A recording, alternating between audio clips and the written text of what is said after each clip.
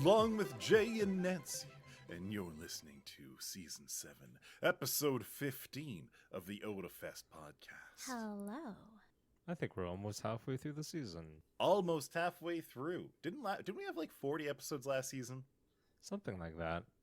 Something like that. So we're almost halfway through. We started later this year, so Did this we? is That's closer true. to our halfway point. Yeah, normally we start around August, and I think this year we started very close to September, if not in September. So we're about halfway. I feel like just by counting the months, like end of January would be closer to halfway. Yeah, I know, But but that's Yeah. okay. well, we also But also, Because- a We'll really probably nice be taking, reminder like, that Christmas winter break. is going to come and go. Winter's coming. Did you grab your coat? I live in a giant bucket. I live in Otafest 2022. Otafest 2022 early bird tickets are now available. Head to otafest.com for all of the details. Artist Alley and vendors applications are OPEN. Get those submissions in. Oh, yeah. And a quick reminder that Otafest 2022 will be a 2-day event rather than our traditional 3-day event. In keeping the interests of everyone's health, we will be requiring that all attendees have masks and will be checking for vaccinations. yeah. Yeah. We just, speaking of Otafest events, something that is my bad because I kept on forgetting to mention it. But we had a pocket event just this last weekend, the Build in the Pocket, Yes. which is the Gundam event. It was fun. Thank you for everyone who attended. Again, we enacted safety protocols against COVID and checked for vaccinations and everything like that at the door. But aside from all that technical stuff, What was very the fun plumod? little event. What was the plumod? on this? Sorry? It was like a It was a build competition. It was a build essentially, competition, Right? So for your admission, it came with like a kit, and then you built that kit to the best of your ability. Not just like finish it, but you sort of made it. Was it like an nice. actual gunpla kit or was it like plumod? I remember the difference. I remember the difference. Plamod, I believe, is a brand. Is it? I thought plumod was like Yeah, the it's like catch-all it's a for all the distribution. non-Gundam stuff. Kind of is. No, that's Gunpla. Oh. Gunpla in general is. My understanding was Gunpla was Gundam plastic, Mhm. and then plumod was plastic models. Yeah, that's what I thought too. Yeah, but Plamod is a distributor. Oh my god. You need to be learned. Anyways, but people were also encouraged to bring in their own models for judging, and that there were some really amazing things, some really big, complicated models, some like really well painted custom ones. Yeah, just I'm not huge into Gundam. I mean, they're fun to build and stuff and look at, but like to call it a hobby for me would not be like right to the people who actually make it a hobby. But it was a very fun little event, and we thank everyone for their participation. And I want to hold more of them. I want to see more of them. It was the Gundam team's first actual Otafest event because due to pandemic and everything like that, they've joined us for like almost 2 years now. But they've been a part of Otafest, but we haven't actually given them any chance to flex their event running muscle because we just haven't run anything. But this is the first time. Which is a shame. They are a fantastic Yeah, crew. they're a very fun team. I'm very happy to have them, and very proud of them. So yeah, great job everybody involved, and we'll see you at the next pocket event. Yay. Wee-hoo. Yeah. Whoa. A lot. It feels like a lot's happened this week. It really does. Doesn't it? Like I remember just a few days ago, it was coming out that It Takes Two was in some kind of dispute with Take-Two over trademarks. You know, I jokingly thought about this. Like, this was a passing thought when I played It Takes Two. Just a random passing thought. And I thought, oh, it'd be so funny if. But that's like the same kind of thought that I had about other bad things that have happened in the last 3 years. So I'm actually a little bit sad that this is actually turning into a proper legal fight. Nancy, stop being clairvoyant. I'm sorry! I didn't mean it. Now, Take-Two in general. So Take-Two is the company that owns like Rockstar and 2K, and they're a litigation happy. oh yeah, they are, to say the least, very ready to defend any of their trademarks against any of the most ridiculous of claims. No, this is not like as ridiculous because it is within the game sphere. It's within the game sphere, and that's like, it's tough. I actually feel bad because I completely understand, and I'm not really going to shit on Take-Two for doing this. Really? With This time. the thing about trademark law is kind of dumb. Yeah. In that in many ways. You have to defend it. If you want to keep your trademark, you are obligated to defend it. And especially in something where it's the exact same industry. I understand that Take-Two is a publisher, whereas It Takes Two is a specific game. It is in the gaming industry. It is the same sphere. Yeah, but And what if someone said, well, It Takes Two was a good game, but it takes Take-Two to make a good game, or something like that. but So like I understand where Take-Two is coming from. It is literally their name with the exception of 3 letters. Take-Two is also a phrase commonly heard on set. Like, I know. Yes. Yeah, but you're not monetizing that phrase, so that doesn't I mean, matter. Eventually I'm monetizing it, Now, but The problem, so here's the problem. So this way around, Angelo, I'm with Angelo on this. Like, I don't like it necessarily, but I get why they're going here. The problem that they have is, again, Take-Two is a very litigious company. They're happy to defend trademarks. And they want to defend words or phrases like Rockstar or Social Club or Mafia or Civilization. And that's where Take-Two really has the scummy Well, bullshit they going go on. after non-gaming entities. They do. They go after tattoo parlors Oh my and restaurants and other like non-gaming circle businesses. They just like, oh, if your that's actually tattoo parlor is they're like Rockstar Tattoos. They're like, they're completely But I different have nothing to industries. Your do trademarks with don't it. overlap. That is it's Yeah. allowed. If you have Rockstar Games and Rockstar Tattoos, agree. they are both allowed to exist, and as long as obviously like their logos don't overlap or whatever, there should be no violation there. If you take, for example, for a very local example, we have Pete the Plumber. Everybody's seen the Pete the Plumber van. Yep. Let's not talk about the van. There's also Peter's Drive-In. Everybody knows Peter's Drive-In. You've driven past it. Some of you may have eaten there. Highly recommended. It's great. What if one of them went after the other for having Pete in the name? Still ridiculous. Neither of them would do that because one is a plumber, another is a drive-in. It's completely different industries, and people would never confuse the two. I would hope. I would hope. yeah. This actually does remind me one thing.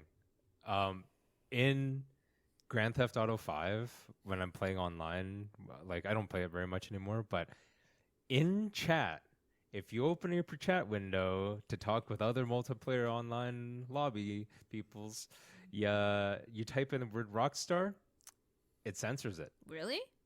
What? Yep.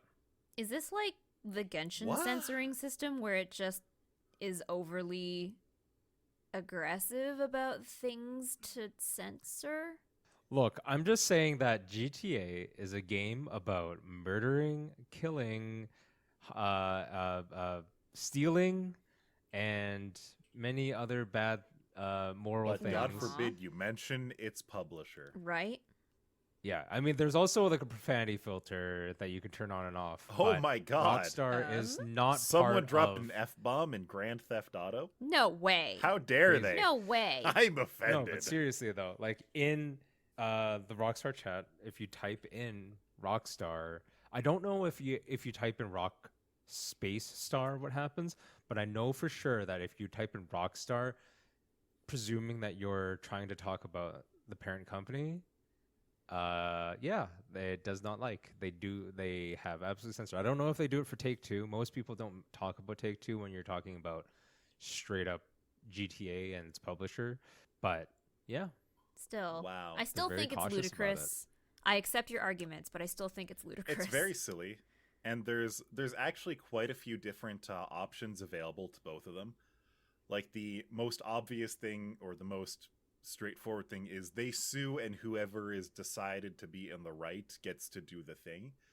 But there's easier stuff, like Take-Two could be like, hey, that's too close to ours.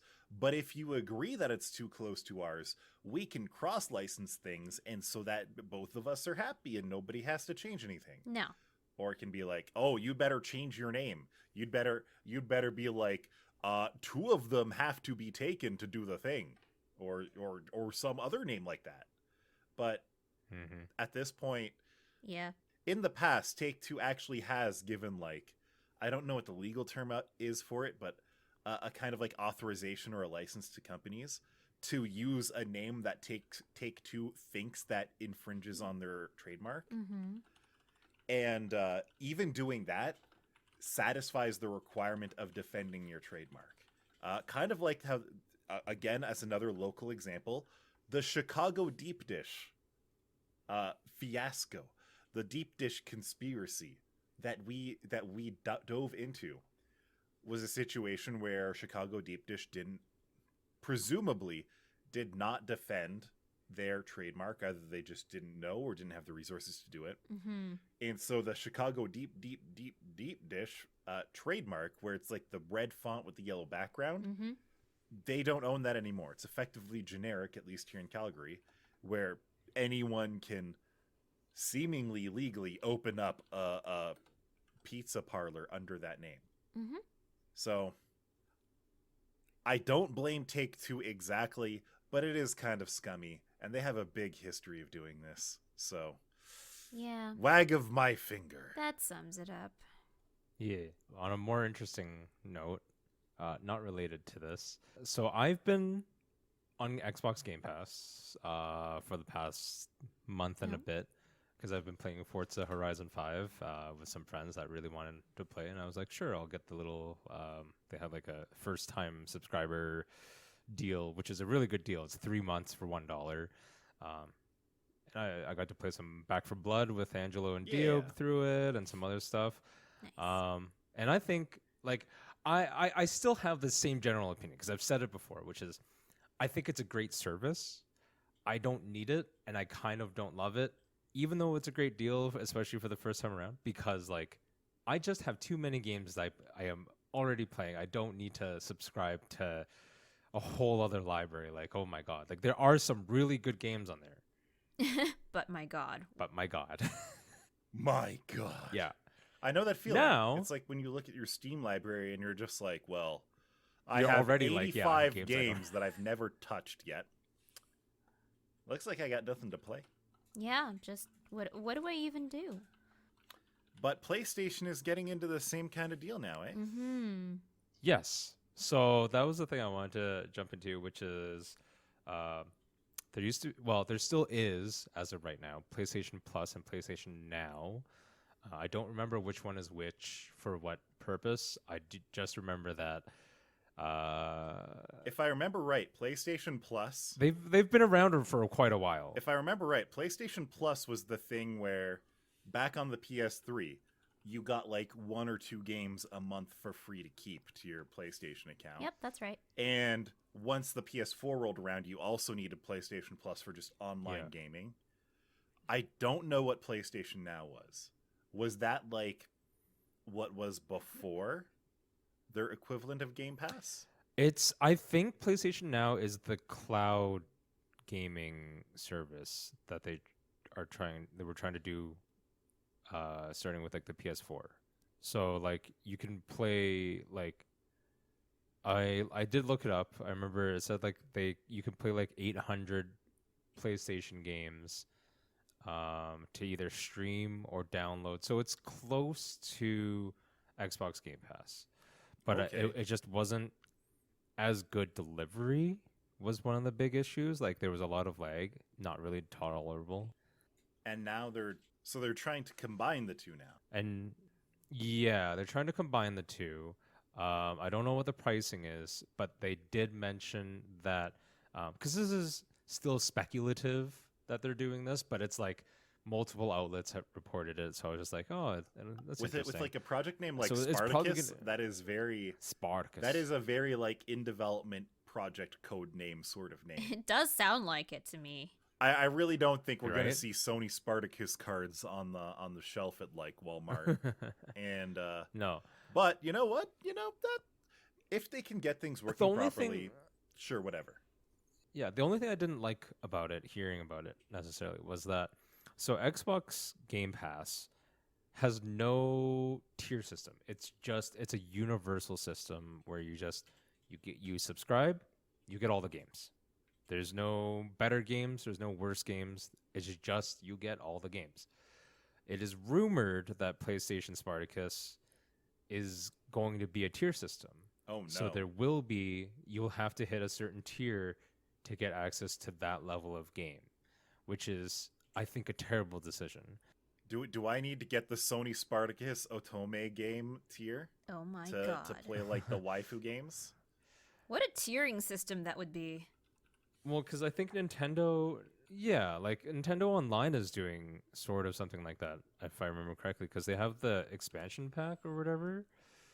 I'm not gonna to lie. their Nintendo Online service. I have not paid attention to what happens in the console verse. I Me have no idea neither. what's going on with these consoles. I mean, anymore. I ended up not getting a Nintendo Switch yet over Black Friday, so but I just thought it was interesting because I was looking at it all. But yeah, there's Nintendo Switch Online, and there's the expansion pack to that. And the expansion pack is more games, like N64 games and some other stuff. I don't know. I just don't think that online subscriptions should have tiers. I think that's what I'm against in general. I definitely prefer the Netflix model. That's what people would say about cable as well. I really feel Sorry, like what was that, Nancy? I feel like society has progressed beyond cable TV tiers. Like we got Netflix, we got the Hulus, we got Sony subscription services where it's just you pay the one thing and you get everything. Mm-hmm. Basically. So trying to cut things into different tiers, it just feels like cable television packages?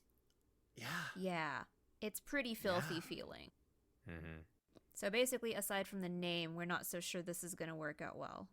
I understand why they want to compete because Xbox Game Pass is an excellent service.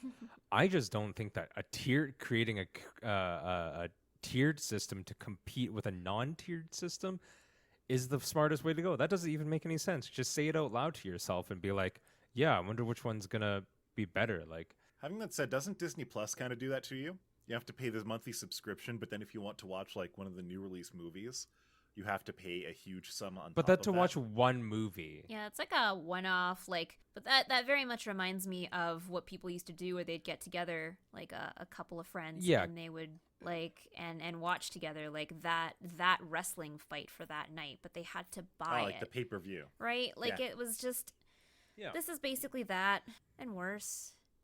I'm just talking about, if you're talking about competition, it just does not sound like smart way to compete.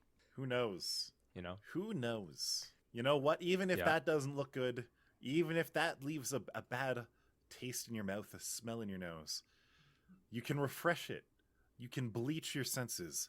You can immerse yourself in the Spider-Man Across the Spider-Verse trailer and just treat your eyes, your ears, everything. That was a spectacle. A spectacle, a trailer alone. I just need to rewatch like Into It the was so good. Spider-Verse. Mm-hmm. Give yourself a good 2 hours of that level of art because goddamn. Yeah, Yeah. it is. Goddamn. Whew. Into the Spider-Verse was just such a treat of animation. I feel like I've never seen a movie in that style before, and I wasn't Mhm. sure if I'd ever see a movie in that style again. And Mhm. looks like we're getting more Spider-Verse, and I am here for it. Mhm. Yeah. It's not, and I don't think like neither of us are big comic book fans, big Marvel fans. Like we but we're not like deep into it. My You Marvel know, if experience can be summed up in the 90s Spider-Man TV show Ah, yes. and the MCU. The sins of the father. And what about the X-Men? What about the The next? X-Men X-Men. too. Yeah, I knew The you were X-Men gonna was bring very that up. Absolutely, Let's the be X-Men real. have a place Hell there. yeah. But yeah, that's the entirety of my Marvel experience. And Yeah, you know that we know the characters. I don't know all the storylines. I don't know all of the whatever, but I do know that I love the art style. And even if, for some reason, Across the Spider-Verse has a less than amazing story, I'll be like, that's okay. it's like Redline. because It doesn't matter if the story is fucking Shakespearean quality, as long as it's Uh-huh. a visual treat. It's like Redline. And yes, it is. It is a treat for the Yeah. eyeballs Yeah. and a treat for the ear holes.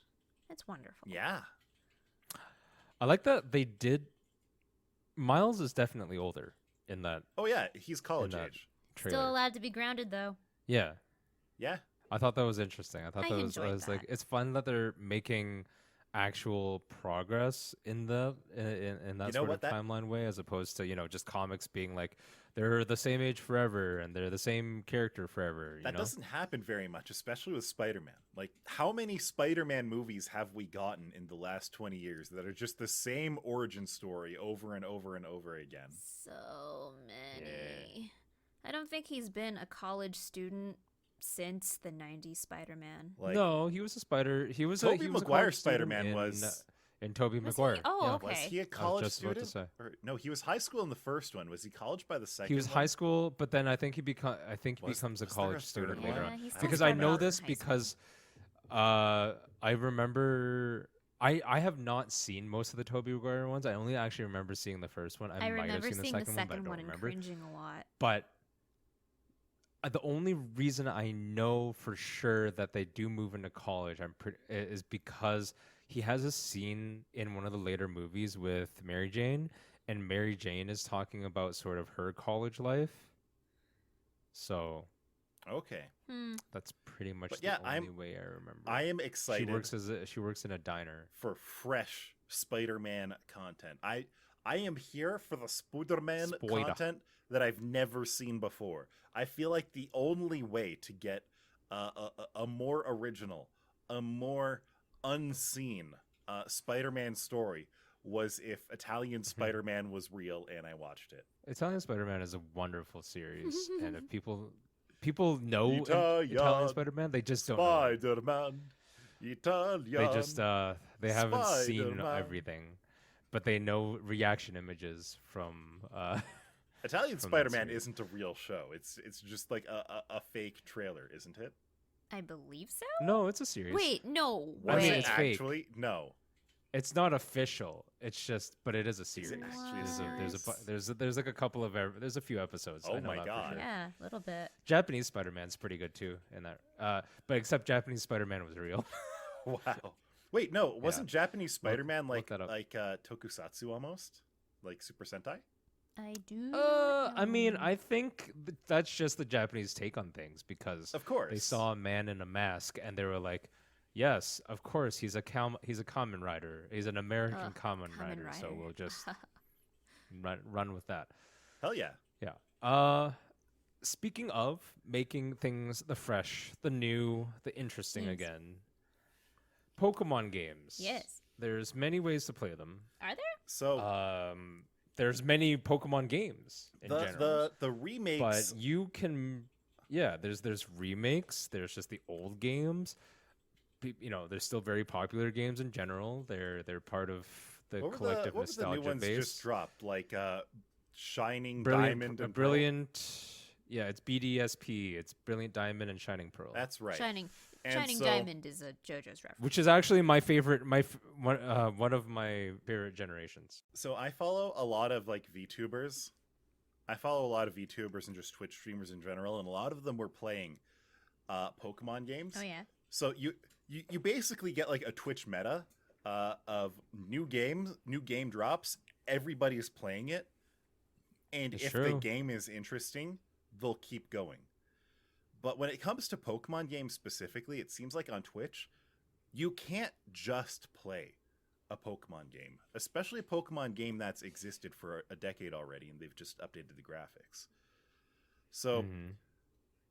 a lot of people, it seemed like it seemed like more people than I can count were trying to do shiny runs where they were just resetting the game over and over until they got their preferred starter as a shiny. And some of these people Mhm. restarting the game like 400, 500 times, entire 8-hour streams where they didn't get past picking their starter Pokemon Ouch. because they wanted a shiny Ouch. on the first one. Yikes. Yeah. And it's I just, have been there. I have been in that dark place because I used to play Pokemon sort of competitively, and it was that's what you do, especially in the old games where you can't or before you unlock certain mechanics, you just have to reset. So back like when you're playing story and you want to like get a So- shiny legendary, you better you save in front of the legendary and you start reloading your Dear game. God. God damn it. Not sure That's I have that horrifying. level of dedication. So my first mean- time ever getting all a shiny games. Pokemon Uh-huh. was Pokemon Silver, Ooh. the first generation where they actually had shinies. And you know in Pokemon Silver that you're given an egg and you have to bring it to the place and the egg hatches, right? So that egg hatched and it was a shiny Pokemon. I don't even remember what it was. And I was like, "Oh, it's a shiny." Okay. And I just kept going on my way, completely oblivious to how miraculous that actually was. That the egg hatching. The first egg that I ever hatched as a Pokemon trainer turned out to be a shiny whatever the hell. I mean, if you didn't know, Yeah, I just It's and then they gave you the red Gyarados later on in the game anyways, so I was like, oh, I wonder where my next shiny is going to be. I haven't seen a shiny since. Yeah. aw. It's been like 15, 20 years almost, Oh my. and I haven't seen a shiny Pokemon since then.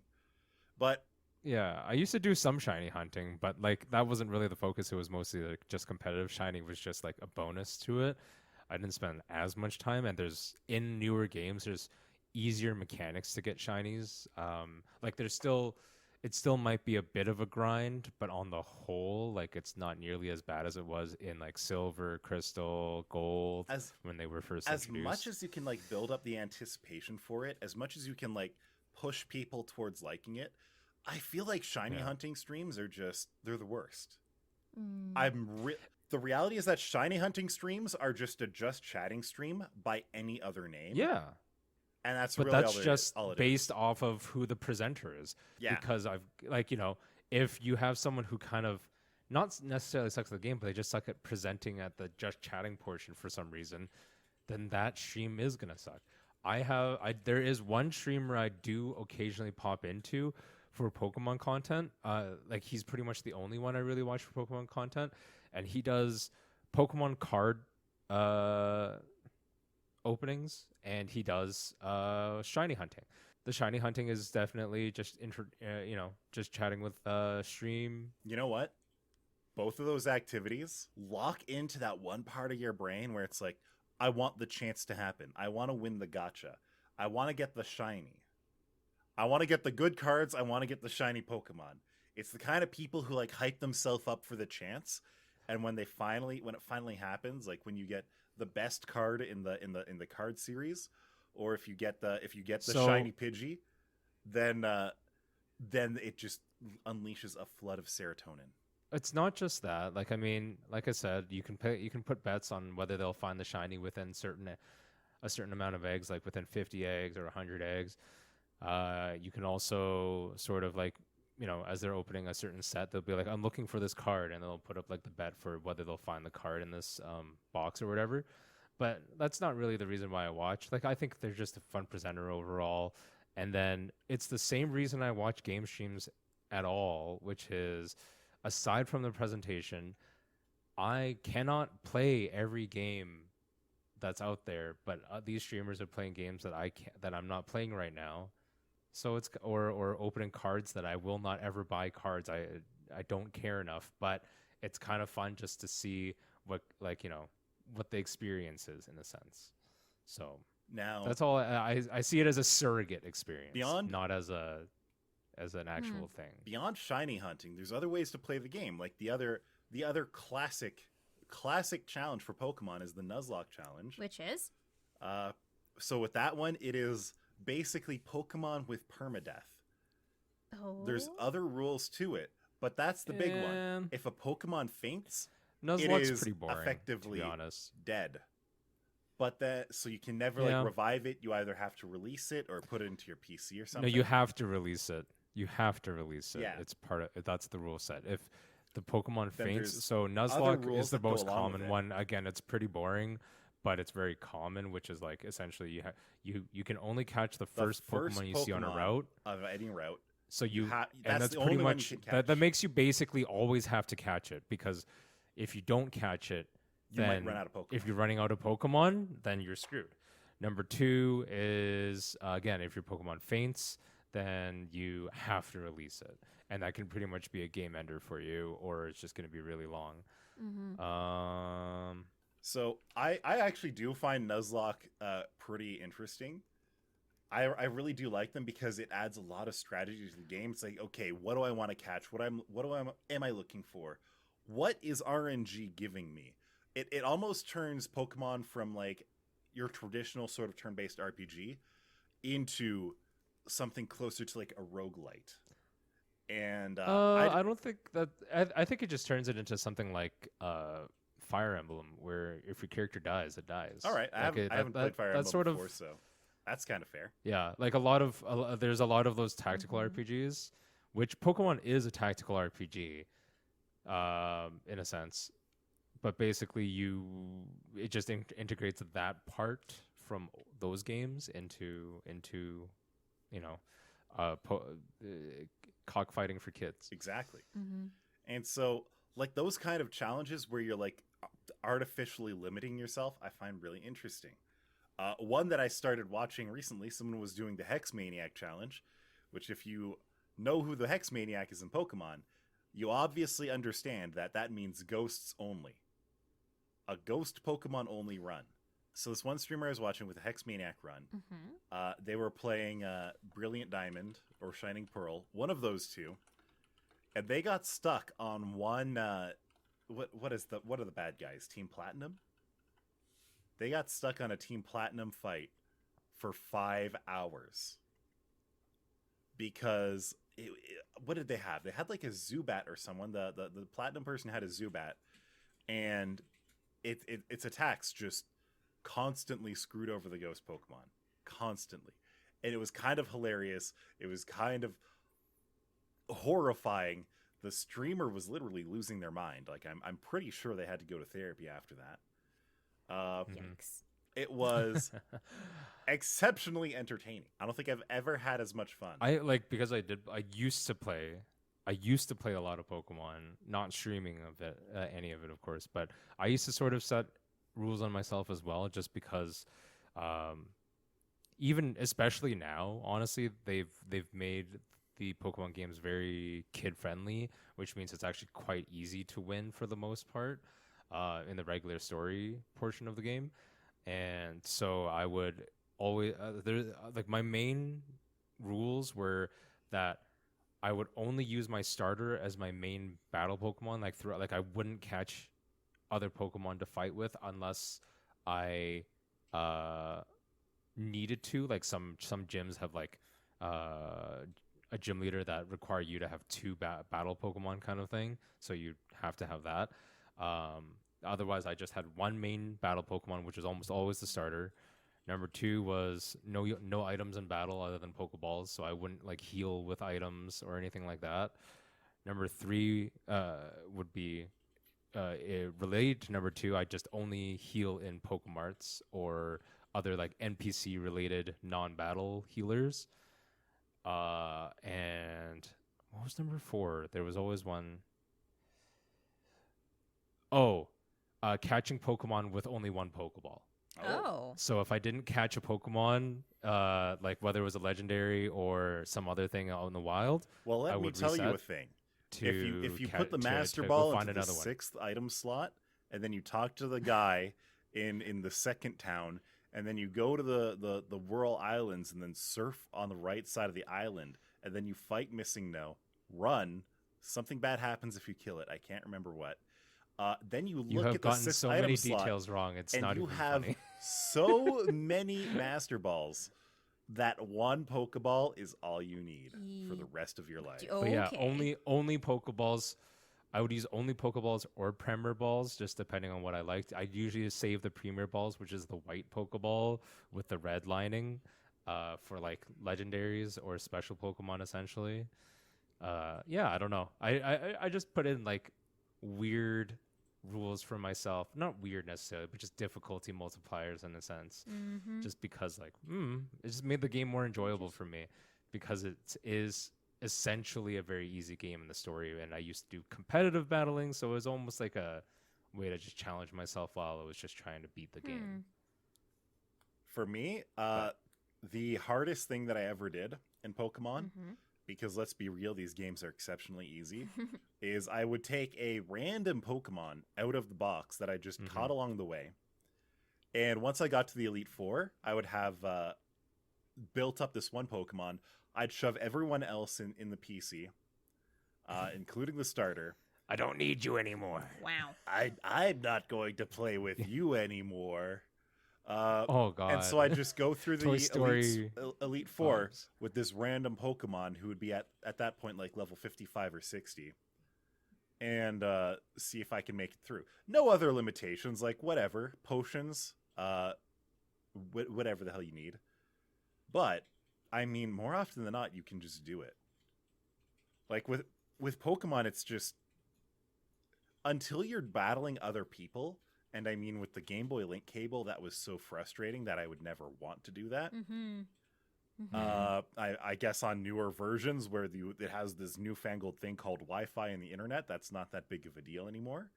But like the Elite Four was otherwise the hardest thing in the game.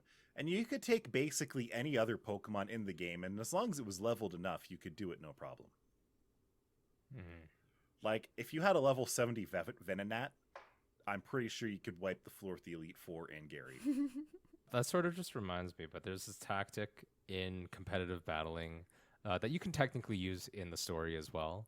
But it's called Fear, Fear.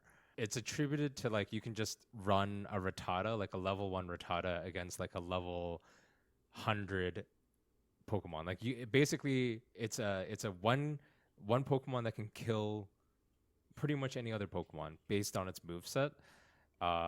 Because what it does is, I'm gonna look it up. Oh, is that like the natures of the Pokemon or something, or those little extra no, effects? it has nothing to do with that.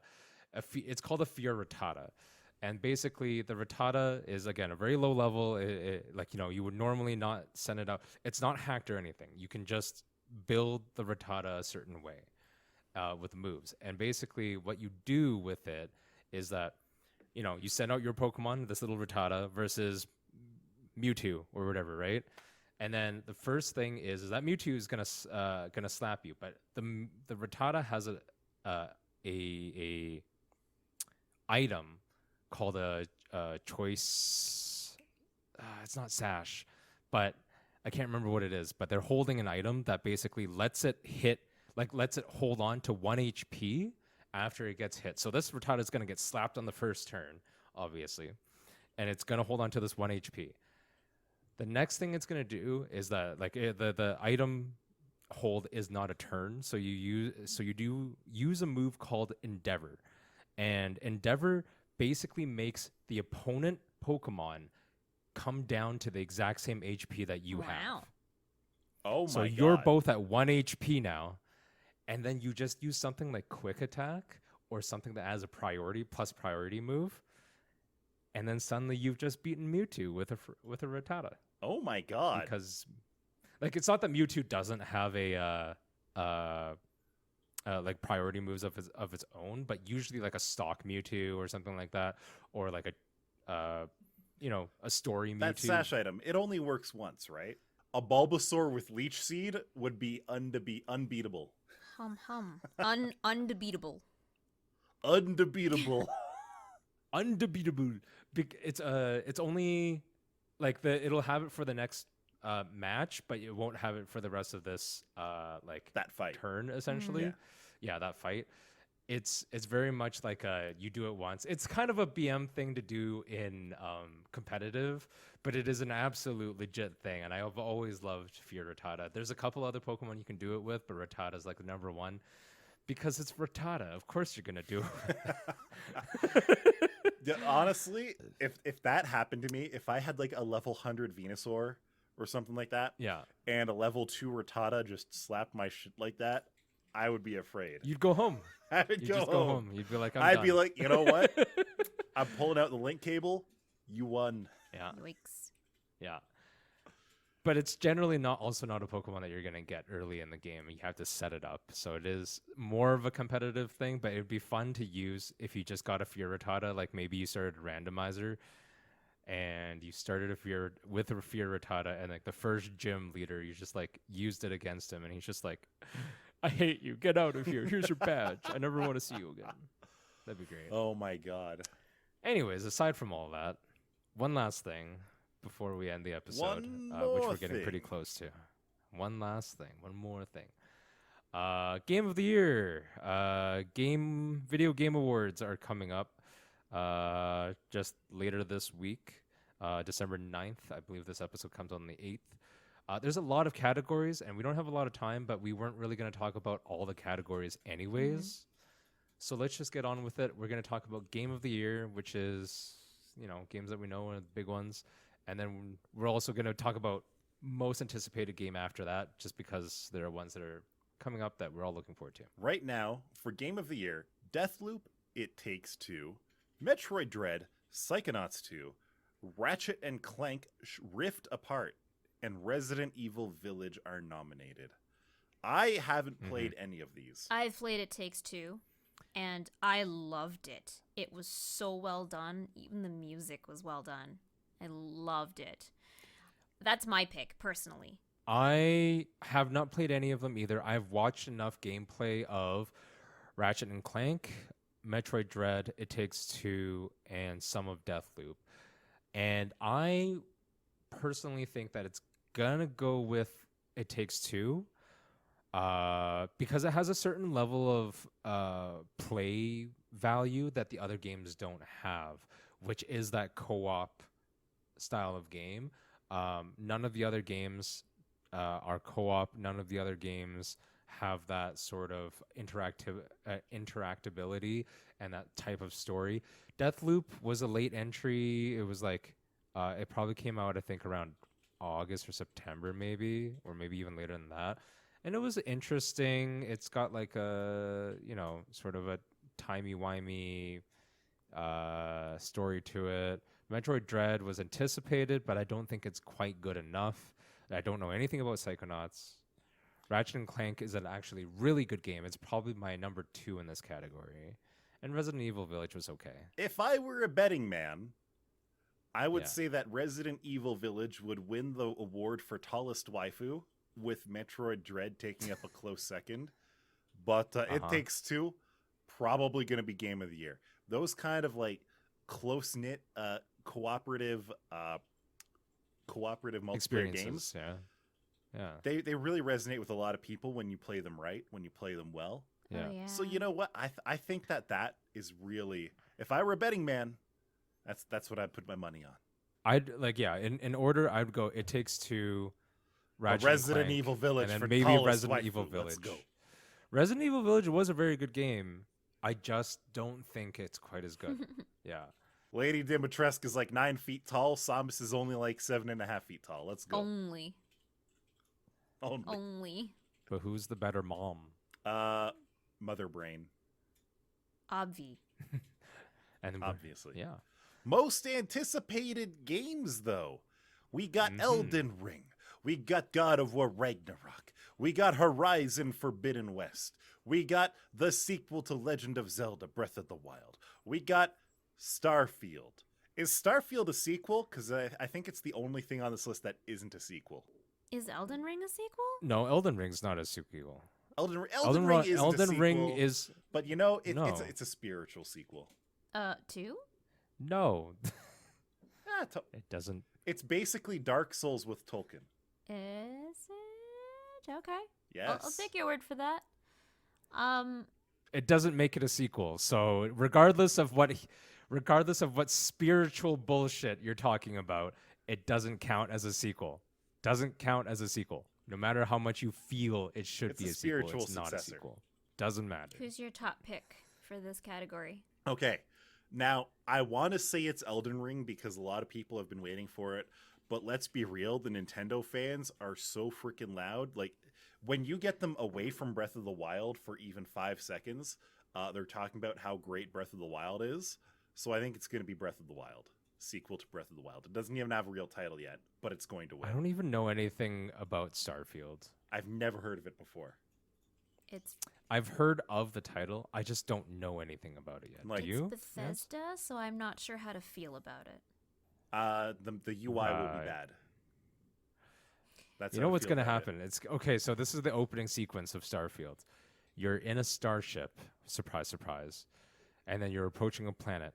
But then your landing systems, they are an error, critical failure, and you hurtle towards the planet, the surface of the planet, and none of your systems are working, and then you crash into the planet, and it gets all dark, and then suddenly a familiar voice.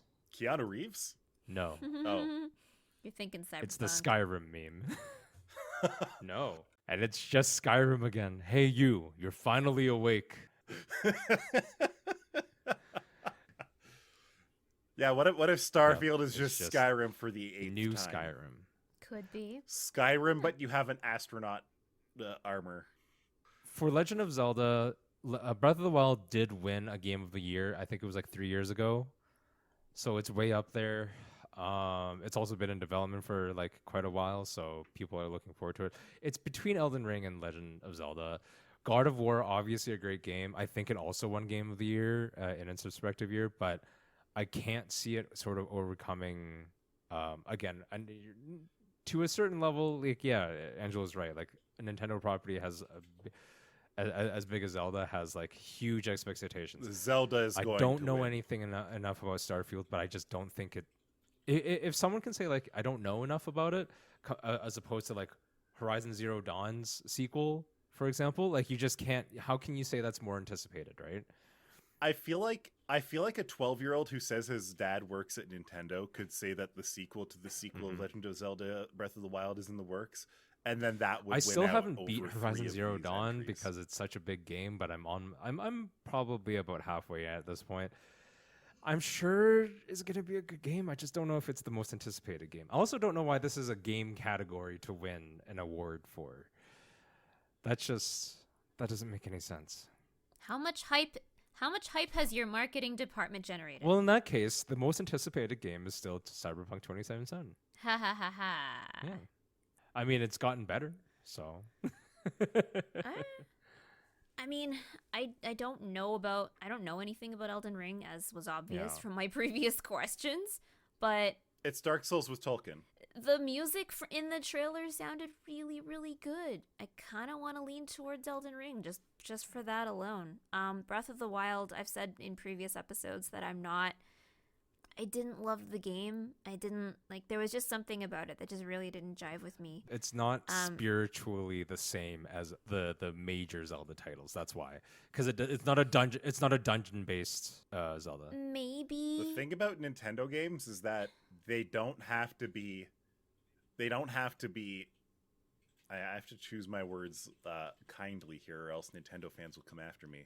Uh-huh. I'll wake up and I'll just have someone in the corner of my room, and I'll just hear raspy, "It's me." So when it comes to Nintendo games, they don't really have to be good to be anticipated. Yeah, but that's every game. Fair. They just have to be announced. That's literally not Fair. like But Cyberpunk with is a perfect Nintendo example. games- It was not a good game, but it was incredibly anticipated. Your point has no merit. Yeah. Fair. It could literally just be Breath of the Wild again with a different map. I mean, And a I lot of think people would go apeshit for that it. would just make it mostly a different game anyways. Horizon Zero Dawn was a really good game. I loved it. I loved the story. I loved the voice acting. So getting a sequel just makes me want more of the same. So cool. Yes. The trailer did look amazing. Yo, maybe. Okay, I have to say that because it's the anticipated game category. How could it not be a sequel who wins this? Because as much as like a original IP coming in is cool, the sequels are anticipated more than general original IPs. I would think, you know. And then True.